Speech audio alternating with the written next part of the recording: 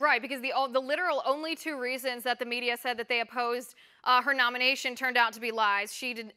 She might have been a part of destroying those tapes, but the CIA cleared her of those, of any wrongdoing. So absolutely nothing wrong policy-wise if she was Right. involved with that at all. And then she didn't even take over those black sites until after the interrogation of Zubaydah was completed. So number one reason, number two reason, no good, both debunked here. So what is the real reason that they don't like her? Is it still about the enhanced interrogation program that we saw under President Bush that they're basically still trying to score political points off of?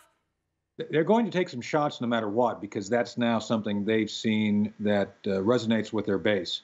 But the bottom line is she served honorably, as you point out. Whatever happened or did not happen with any tapes, she was investigated. It's been long since resolved in her favor. She's continued to serve well. And let me say this. While I don't know her, I do know Mike Pompeo. Mike has made the recommendation. I trust Mike's judgment completely. And I think that's the other issue. It's not about who she is or who she served. It's about the fact that Mike Pompeo and the president nominated her.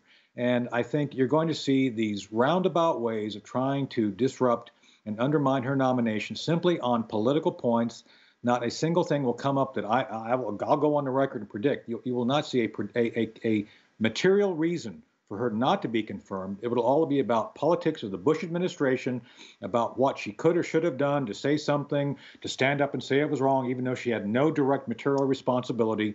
It'll be about all these peripheral issues. Otherwise, no, she's a muddy boots girl like me. She's an operative. She went through operative school. And I'm very gratified personally to see a practitioner rather than a politician. And no offense to my friend Mike Pompeo, practitioner coming in to take over an agency which has been much aligned, much politicized under John Brennan. It needs to be righted. It needs to be put back on the task of doing hard intelligence collection and analysis for the purposes of informing the president, not being a political tool for any party to be using as part of their political operations. Right, and I think you're correct. There's going to be two reasons that she's maligned. First of all, President Trump nominated her, and that's ammunition enough for the left. And then second of all, they always like to go back and blame President George W. Bush for whatever they Oh, can. And I